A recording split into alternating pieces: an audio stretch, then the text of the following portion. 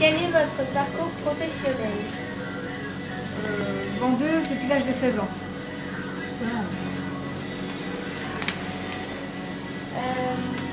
Quel aspect de votre métier préférez-vous?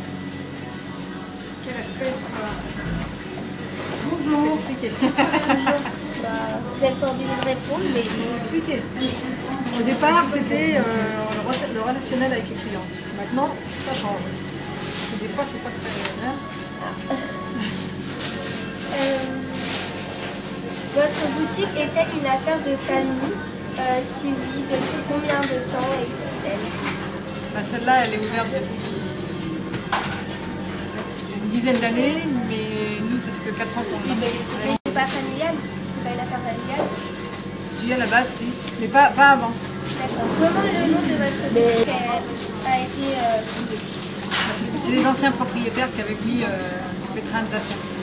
C'est une boutique alsacienne en fait. Quel produit vendez-vous le plus? Ouais, baguettes, après c'est les croissants, ouais, les croissants, les pains au chocolat, marque viennoiserie et baguettes. Voilà, marque la viennoiserie. Et quand on fait des beaux gâteaux, tu sais, pour les mariés, tout ça. Ça, c'est ça.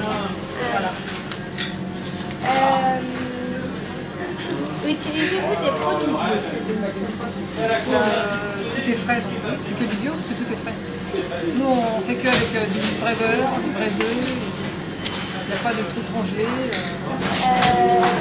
Qu'est-ce qui différencie vos produits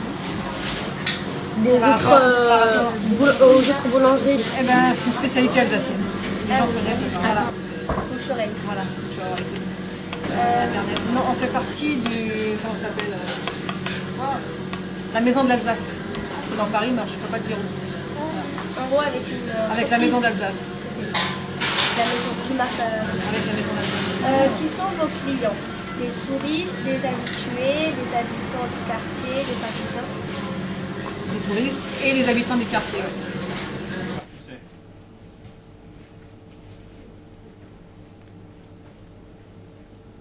Alors, ça s'appelle une diviseuse. On met des bacs de 6 kg pour 6 kg 8 de pâte. Et à l'intérieur, ça vous fait 20 morceaux et ça vous donne ça. Et après, vous les passez, ça s'appelle une façonneuse. Ça permet de les allonger.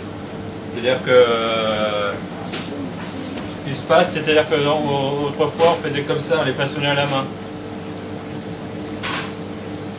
Il n'y a pas de façonneuse. Voilà, on avait le même résultat. Mais bon, là, c'est un gain de temps. Hein.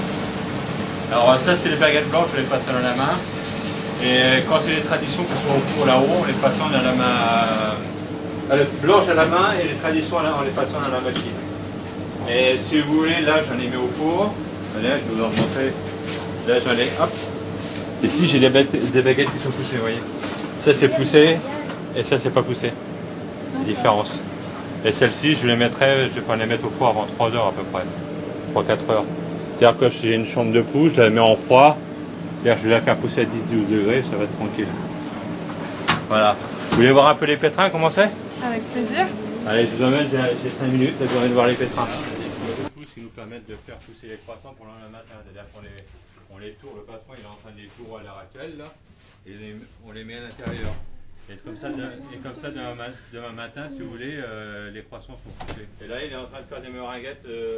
Bon, c'est des blancs et du sucre. Hein.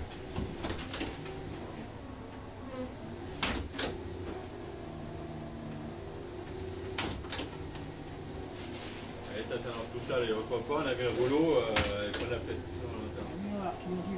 Voilà, c'est-à-dire les boulangers et tout ça, les pâtissiers, ils étaient musclés des bras.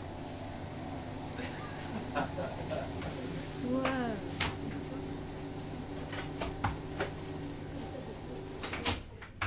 Il va l'allonger et puis après ça sera tranquille. J'ai donné un tour. On appelle la tenue des tours.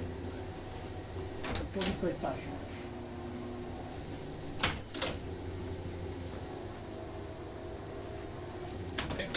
Il va mettre de la crème pâtissière. Il va mettre de la crème pâtissière, des raisins, il va rouler et ça fera des pains au raisin. Comme ça, vous aurez vu comment on fait des pains au raisin.